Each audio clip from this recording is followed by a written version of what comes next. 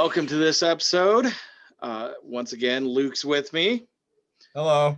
which generally means we found something, a diamond in the rough is, I think, the best way to describe this. You trying to like hide behind? I was trying to show Action Jackson right behind Oh, me. okay, yeah. 'Cause I was blocking the word. We are doing Action Jackson, which Luke, you had never seen this before. No, I am surprised that I've missed this gem all these years until now. I finally watched it just last week. It was worth the $3.99 I paid on Amazon to rent it. Every penny. Sadly, I paid a little bit more for my Voodoo version, but hey, that's okay. Yeah. Just off screen, you and I were just discussing how there are so many recognizable character actors in this that I was even surprised even further when I started looking at cast and crew on IMDb. See, and I didn't look at that when I was watching it the whole time. I kept getting excited because I was like, oh, that guy's from Predator. He's with Carl, or that guy's from this movie, or that's the bad guy in Lethal Weapon, and he's in this movie. And I mean, it's every supporting bad guy or even some good people in like all the action 80s movies. Like I was blown away, you know. Well, for those who don't know, Carl Weather plays Jericho Action Jackson. Now, I like how the captain, played by Bill Duke, opens up like high school track star, Yeah. Harvard law degree. If I had a Harvard law degree, I wouldn't have been a cop. So how long has it been since you lost your lieutenant stripes? So all the background you need to know about Jericho in those Instantly. instant 30 seconds. So obviously we have Carl Weathers. If you don't recognize who's behind him, that's Vanity. And of course, a very young Sharon Stone over Luke's other shoulder there. I thought we'd listen to the trailer for once, because I always have to edit it out because sharing the video gets copyright infringement. So Why do they call you Action anyway? Have to catch a cab. Now I got you. He's a cop who carries no weapon. This Jackson is so vicious, we don't even let him have a gun. He's a maverick who answers to no one. You like to let boy's arm off? He had a spear. He's a man who's no talk I bet I can make you change your mind. and all action. How do you like your ribs? The indefatigable Action Jackson. One big fella. Some action.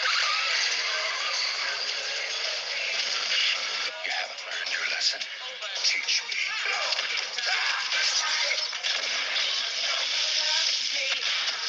You sure could teach Mr. T a thing or two. So allow me to lay my healing hands upon you. What do you want from me? I want you to die. One, two, three. Yabby-dabby-doo. When it calls for action, he's the one to call.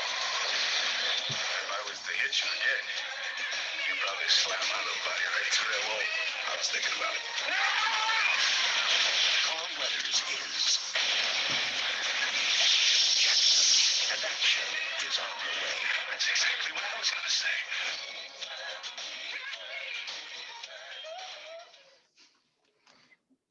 I only wish we could have actually been watching that.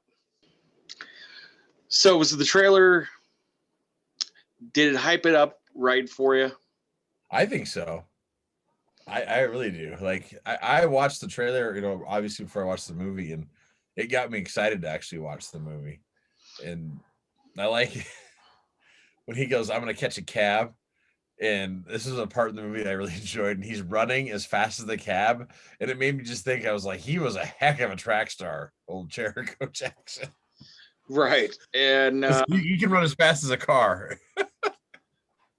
now I will say you could see a little blue screen action there a couple times, but When he's on top and wiggling around.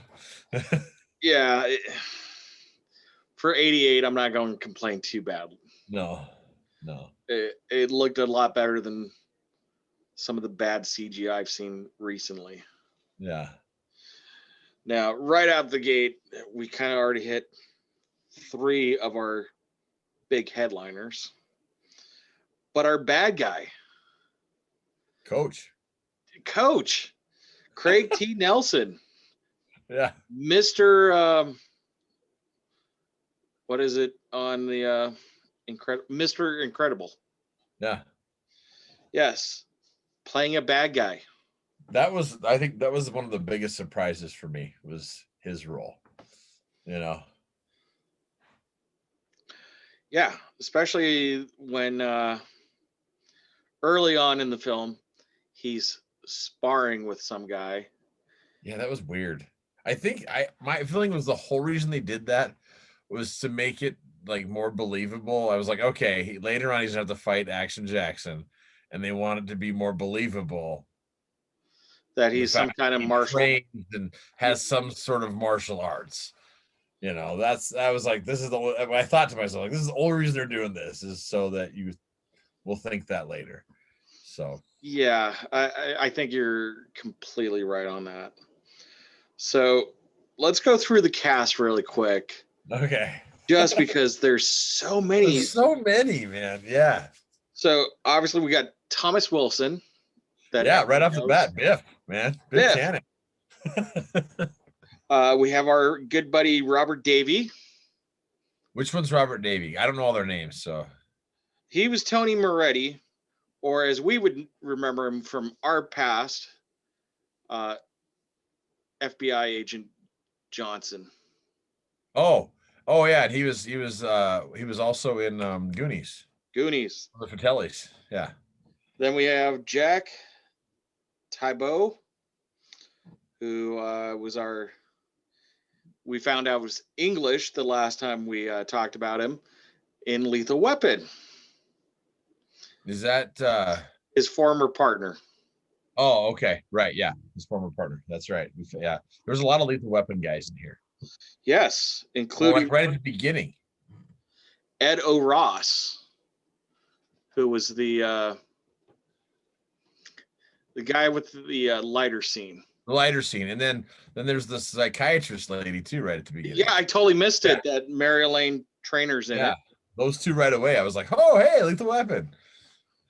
Now we also have Bob Miner, which honestly, he was the token black bad guy.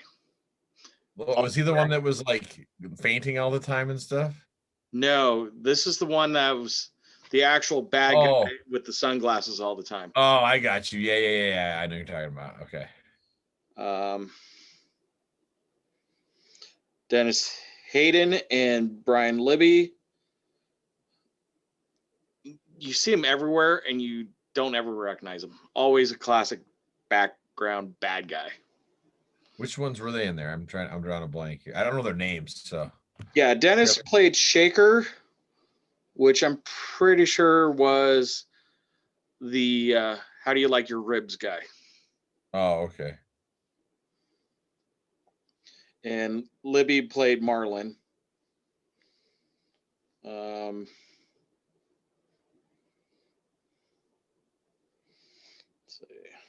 Did you say Bill Duke already? I said Bill Duke. So Bill Duke was also one of the guys in Predator. Yes. Yeah. And there's another guy in here later on. He's got a quick role, and he's the guy that fights the Predator with a knife. I'm sure it's him. Matt Landers is in it. He plays one of the desk sergeants, which we've seen him before. He was Captain Mitchell on Die Hard. He played Fred in Commando, so kind Oh of in yeah, the same. Commando. Yep, yeah. Thomas Wagner played the second desk sergeant. Oh, shocking. He also starred in a movie with Arnold in Twins. Let's see. Any other quick? There's that one kid that parks the car. It's the same kid that drives the limo in Die Hard. Yeah. I saw that. I was like, oh, Die Hard. And then there's that one guy who's Endo from Lethal Weapon, who's like in Yeah. everything. Al. Al, yeah. I can never remember their real names. I know them by their characters. Like, oh, that's Endo when I saw him. So I'm terrible at their real names. So many. Yeah, I mean, there was just tons. The thing that I guess surprised me was like Sharon Stone's on the cover, obviously, right? Right. And her part was pretty small, actually. It's almost felt like they got her to try to get at least one bigger name or something at the time. I don't know. I was just like, she wasn't there for that long. Okay, here's a name I got to throw out, and it's Brian Scombe Richmond, because I know we've talked about him before. I'm looking for here. Oh yeah, he's been in a bunch of stuff. Bunch of stuff. Let's just make it easy for everyone. And what was that stupid? Oh, geez. Of course, he was in Air America, the TV series, also with Lorenzo Lamas. But he played Bobby Six Killer in Renegades. Oh, he's been in everything from Magnum PI, the TV show. I mean, Hawaii Five-0. Yeah. Update. Scorpion King. Hard to Kill. Yeah, he's. I think he's Samoan, isn't he? I don't know. He looks. Yeah, I'm not sure Native either. American actor, stuntman, and singer. Oh, he's a stuntman too. Yes. Wow. At some point, I think we have to do They Live. Just because of that laugh right there. He helped do the stunts on that. That's awesome. So,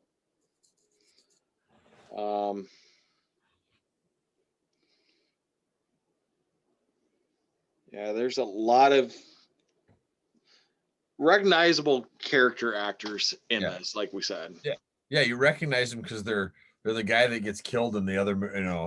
They're guys that you see and have small parts in all these different action movies. Like in Die Hard, a lot of those bad guys, like the number 2 bad guys, were in here. Quick, you see him for a second. I'm like, oh, I recognize him, and he'd get killed off. Oh, so are you saying they were being typecast? Yeah, maybe just a little bit. We need a bad guy. Hey, Fred's free. Yeah, it just felt like this movie. They took everybody who wasn't a star, like the star of the show, and put him in here. I mean, even like Carl Weathers. He's always, he was Apollo Creed, but Rocky was the star. He was number 2 in Predator behind Arnold and stuff. And so it just, I don't know. It felt to me like this whole show was grabbing all those people. Like, are you saying this is a B movie? Well, I mean, it is kind of, but I mean, I see where they were like, we're going to take this and this is going to be awesome. And people are going to go nuts over it and stuff because they had so many recognizable characters in it from that time. Well, absolutely. Now, this was put out by I can't even say it now. Lorimar Productions. But couldn't you see this as a canon film? Oh yeah, easily can. Yeah, it's just like you'd expect from canon. So, speaking of, we talked about it in our previous movie. Did you get a chance to watch Electric Boogaloo? I couldn't find it. Really? It wasn't on. Yeah, it's not on there anymore. I was looking for it. When I put in Electric Boogaloo, it came up with different things. Not what we were talking about. So. Okay, I will try to find you a link and send it to you off cam. Okay. But yeah, it's definitely I definitely would watch it. so. Now that we saw this, I thought it was great the first time we see Jericho at the Man of the Year banquet. Yeah. Meets Sharon Stone's Patrice, and she's like, "I bet I can change your mind on his feelings on Right. her husband."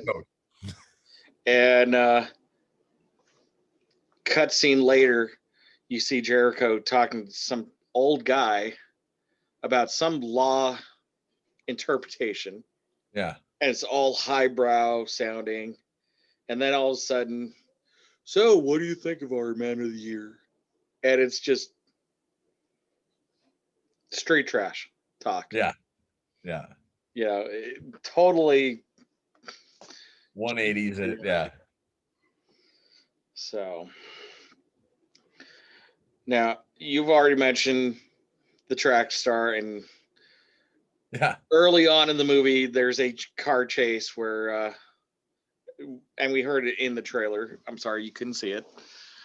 Definitely Google the trailer for this movie. It's worth the 2.5 minutes. But yeah, he's chasing, what would you say, 35, 45 mile an hour car? Yeah. I mean, that taxi's hauling and he's right next to it, talking to the guy running. And I was like, oh, well, yeah, he's a super track star. Now, sadly, this came out before Lethal Weapon 2. Oh, really? Yes. Because this came out in 88. Yeah. Lethal Weapon 2, I believe, was 92. Let me triple check it. Because didn't that feel like When same Riggs gag? Yeah. But I mean, Riggs is running and the car's getting away. Action Jackson catches the car. You know. I guess the Lethal Weapon one felt a little more realistic to me than the Action Jackson one. And although I did enjoy. I mean, it is a great car chase scene especially when he gets on top of the cab and they're running into everything and things are blowing up left and right, and then the way it ends too. So, which I won't spoil that. You guys can watch that. Oh, as I'm perusing, trying to get the exact date of Lethal Weapon 2. Lethal Weapon 2 came out in 89, so I was totally wrong. 89 on that one. But still, it's a year after this.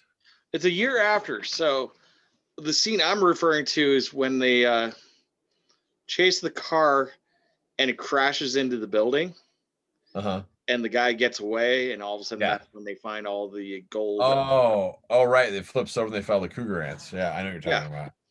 Now, in this movie, Jackson flies off the front of the car, gets right up.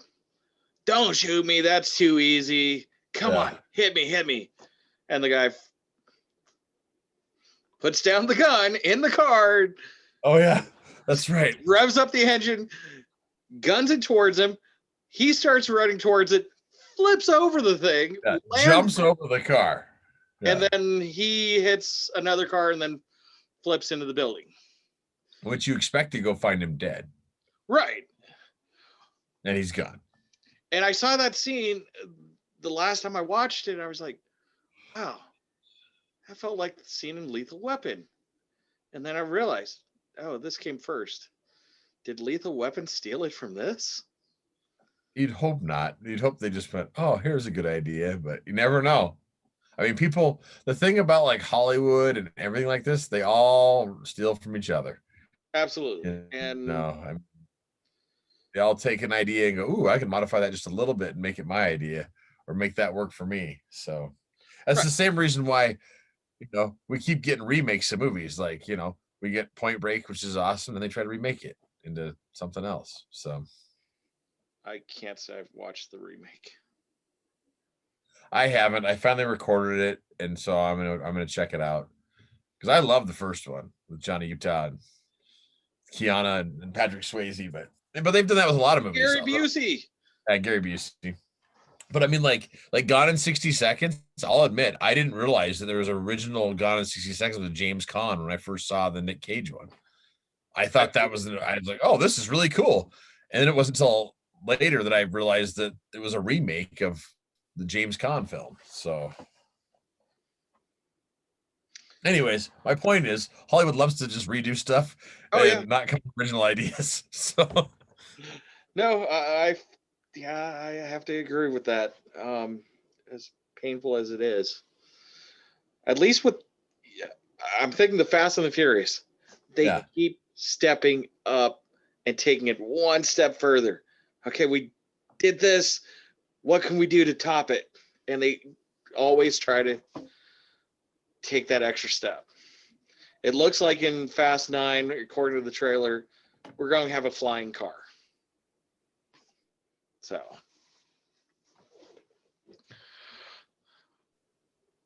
now, in this, we do have a lot of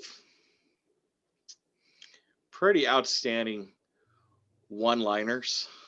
oh yeah, Yeah, I'm thinking when Jericho gets back to the police station after that said chase, yeah, and the captain's like, do I even want to know? Oh, it's the cleaners. And then immediately after, he's talking to the desk sergeant and describing Delaplane's wife, 29, blonde, etc. Oh, she was real? I thought I dreamt her. How do you do it? And he makes another reference to his attire, saying it's the clothes. So, yeah, they were, I mean, they had I don't know who wrote it, but they had a ton of one-liners and, the catchphrase, if you will. They're trying to get, all those different catchphrases and stuff. yeah, there's so many, and none of them really stand out.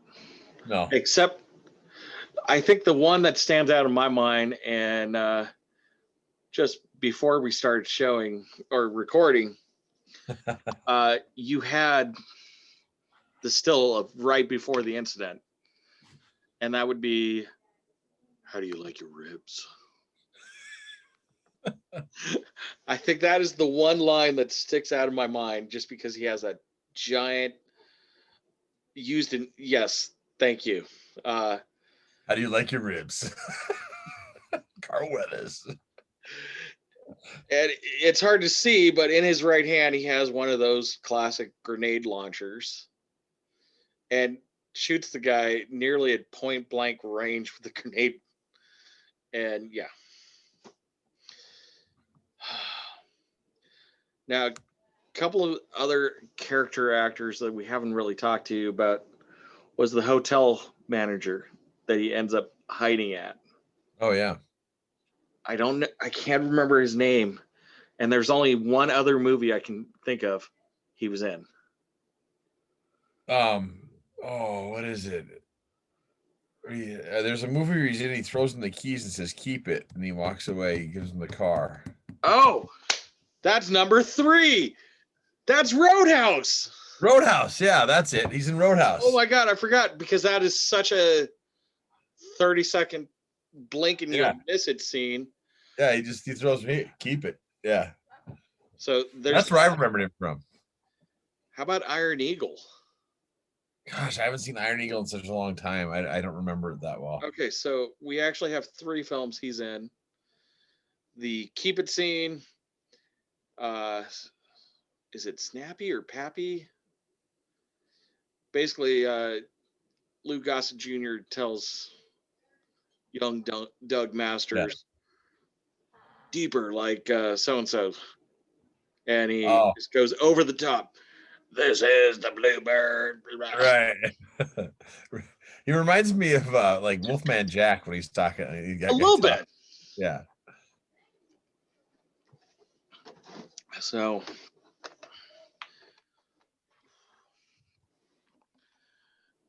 what was your favorite thing about seeing this movie for the first time? Well, I think literally my favorite thing I think was just seeing all the different characters. I was so excited about that, like just recognizing all these characters from that and stuff. It was the good thing is my expectations were like, I guess, low as far as, I mean, like, okay, so like I was expecting a cheesy, like canon-ish 80s action film, and I got every bit of it. I mean, everything you would expect was in Every this. 80s trope you want. Yeah, it was that's what it was like. I was like, this is perfect. This is exactly what I was hoping for, and it hit on every level. I mean, the cheesy lines, the two cops that are talking up, Action Jackson and stuff, from the kid that faints every time he sees him.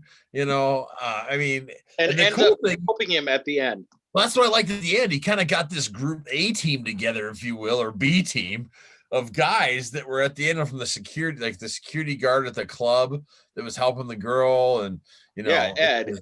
yeah. And so I mean, it was kind of cool, and you kind of worried. You thought, oh crap, they're gonna get Action Jackson and pin this on him, when they put his clothes on that guy and stuff. And pin that murder on him, and well.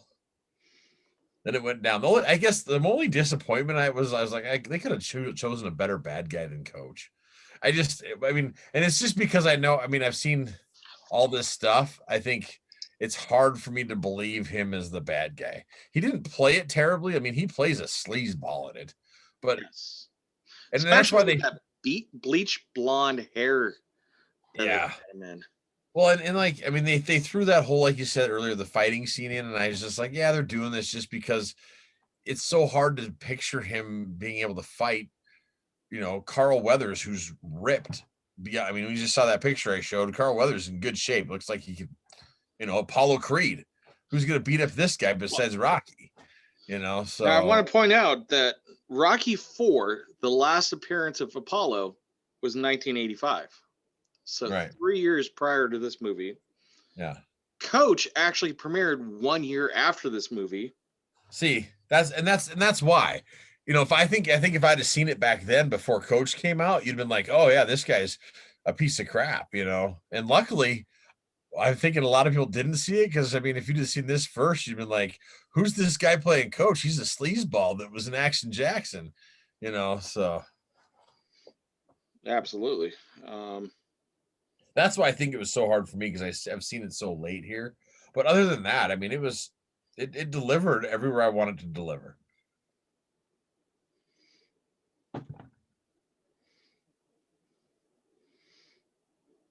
Okay, so I had to double check this before I blurted this out.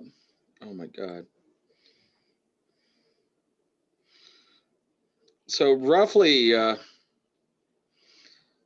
this point, you can definitely say Sharon Stone. Sharon Stone. Her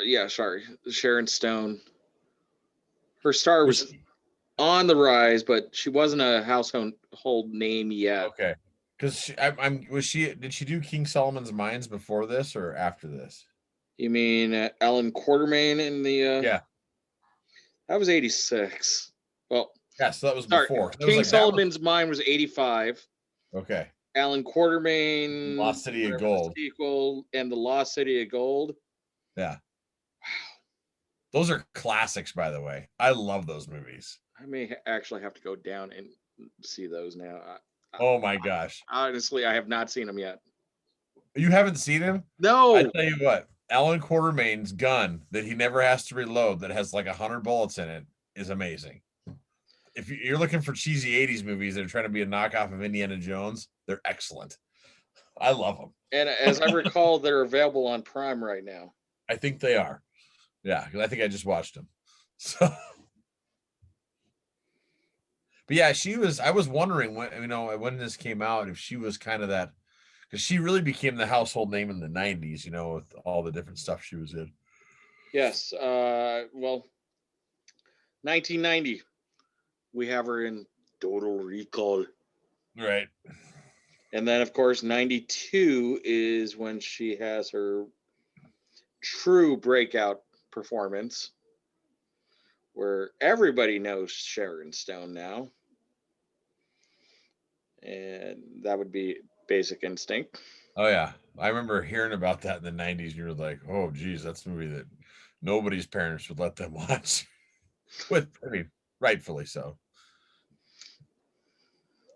What my parents may or may not have known. I totally forgot she even had a bit part in The Last Action Hero. Did she? Apparently, In Last Action Hero. I'm trying- Catherine. Huh. God, I don't remember her in Last Action Hero. It must have been at the beginning. But I mean, when she's in the Alan Quartermain movies, I mean, she's young, new. You don't. I mean, she's a no Yeah. name. Well, we could go even further back and point out that she had an episode on T.J. Hooker, Oh wow. Diet Coke ad in '84, an episode on Magnum PI, Yeah, a lot of people were on Magnum PI. Remington Shoot, Steel. my wife was watching 21 Jump Street the other night, and whole episode, and Brad Pitt was on there with long hair, and I was like, he was on 21 Jump Street? And I she was can, like, I can't believe all the actors that are on this dang show. I can top that. I just saw a video earlier today.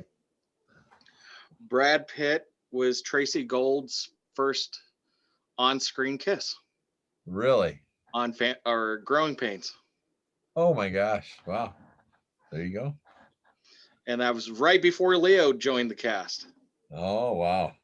So it was roughly Attack of the Killer Tomato-ish for Mr. Pitt. So, yeah. So, despite this movie, we have Coach and everything else that we've already discussed. So, Yeah. Now I do want to point out that this is actually the third and final movie that Vanity actually had a starring role in. What other movies was she in? I didn't recognize her. Okay, so for those who don't know Vanity, she is the former girlfriend or prodigy of Prince. Okay. And her very first film is one I'm hoping we actually discuss next month. And that was The Last Dragon. Oh gosh, she's in The Last Dragon. And that's her first film. Okay. This is her third film. And I had to find out this weekend there's one in between. I had no idea. And it stars John Stamos. Oh my gosh. I'm no clue right now. I know. Only because of how bad of a looking title this is why I think we have to look at it at some point. And watch it. What's the title? You're killing me. I'm pulling it up. Oh, geez. Oh, no. She's actually done more. Oh.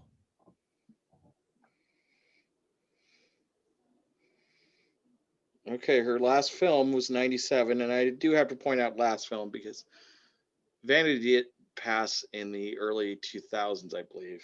Oh, okay. I didn't realize that.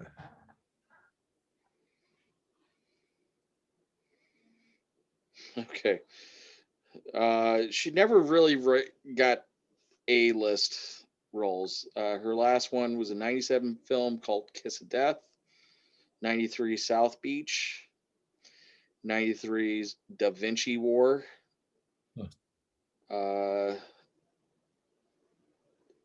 Wow. One episode of Counter-Strike on TV. I can't tell you anything about that series. I don't remember that at all. One episode of Highlander. Oh, I remember Highlander. I used to watch that TV show. One episode of Silk Stockings. Don't remember that one. You weren't allowed. Well, you didn't have cable in. No, I didn't have cable when I was all the way until after I moved out. Okay. Silk Stockings was a sexy detective procedural on USA. Oh, okay. She did Neon City, an episode of Tropical Heat, Oh, an episode of Tales from the Crypt. Was she in Magnum PI? No. Oh, okay. Next best thing though. Miami Wife. Vice. Oh, Miami Vice, even better. So okay, wow. What's the Stamos movie she was in though? I'm looking at.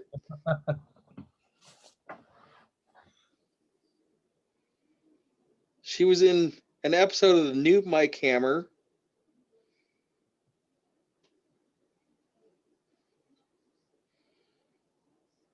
Oh my. Okay, this is so weird. I don't see it here. Huh.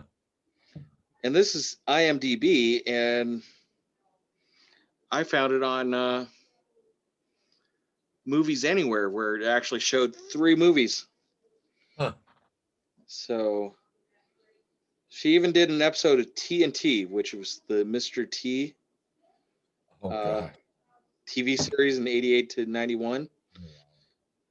Surprisingly, they had 65 episodes. She did 1.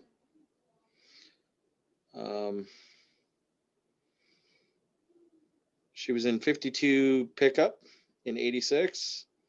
Never Too Young to Die. Maybe that's the one I'm thinking of. Maybe. That sounds like Yes. Yes. Okay. Here's why we have to watch it. Okay. I'm just going to read off who's in this. And for each name that you recognize, you got to give me some kind of yes. Okay. John Stamos, Okay. Yes. Vanity, Yes. Gene Simmons, Oh my gosh, yes. I'm already in. George Lazenby, Oh my gosh, definitely. Yes. Robert Englund. Oh my gosh. Oh, anybody else? Like George Lazenby, the guy that played James Bond The one time. the one time. Yeah. Oh, it gets even better. Broscoe Richmond's in it. Who the hell's that? I don't know who that is. Bobby Six Gun or Six Killer.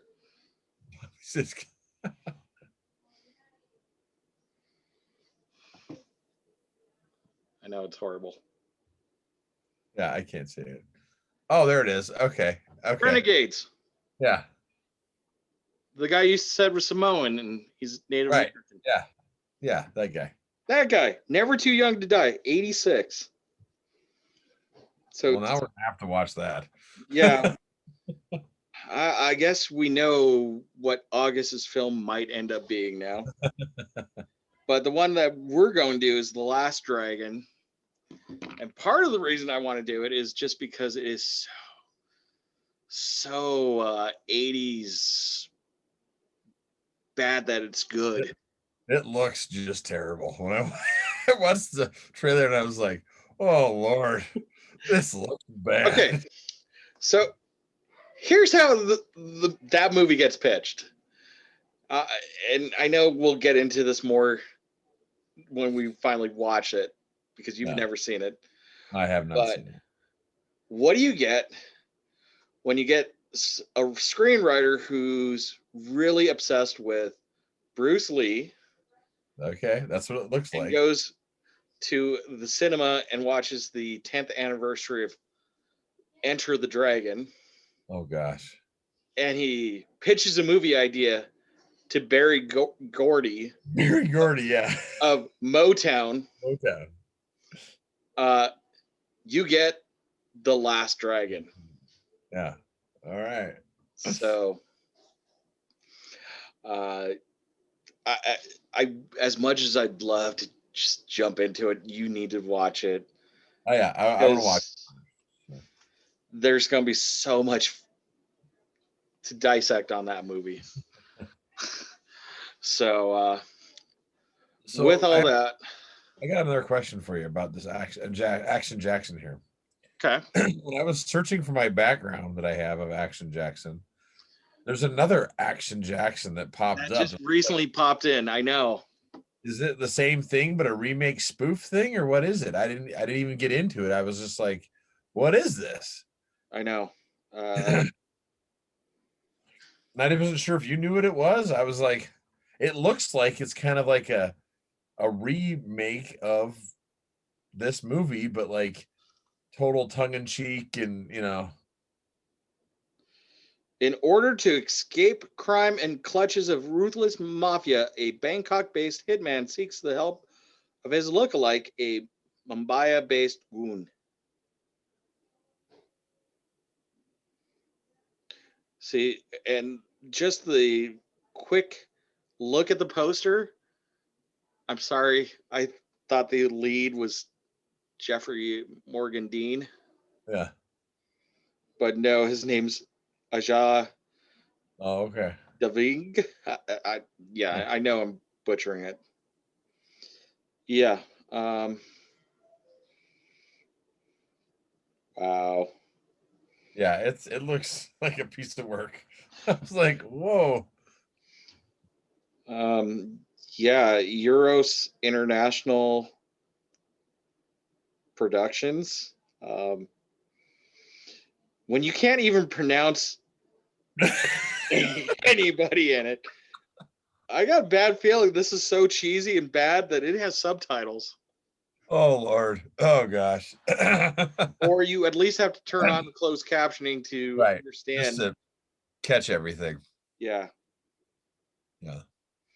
So I wish we had more time to really prep and go into this more.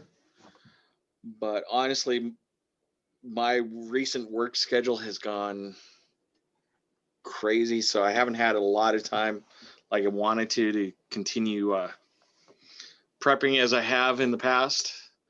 Yeah. So hopefully things smooth out here soon and I can be a little more prepared. I will definitely try to have some good stuff for The Last Dragon.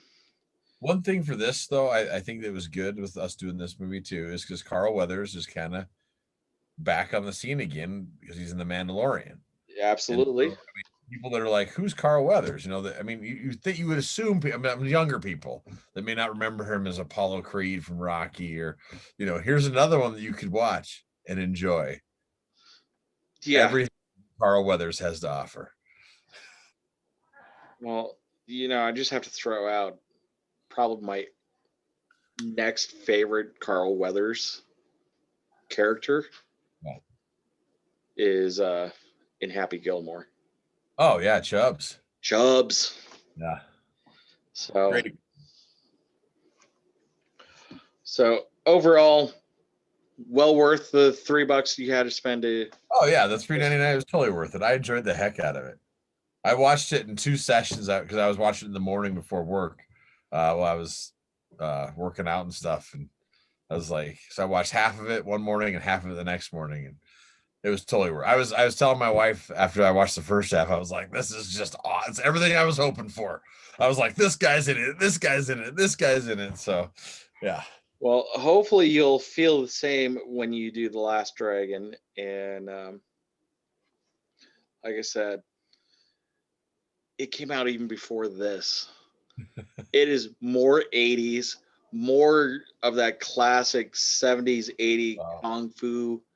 I mean, you just watched the trailer. When I saw him starting to glow, I was like, oh yeah, look at these special effects. What is going on here? Why is he There's a song about the glow. Oh gosh. So Well, on I mean, that, Barry Gordy, I figured the soundtrack's got to be halfway decent. So, yeah, we'll get into the music of The Last Dragon next time. So until then, have an enjoyable rest of the month of June here, and we'll see you in July.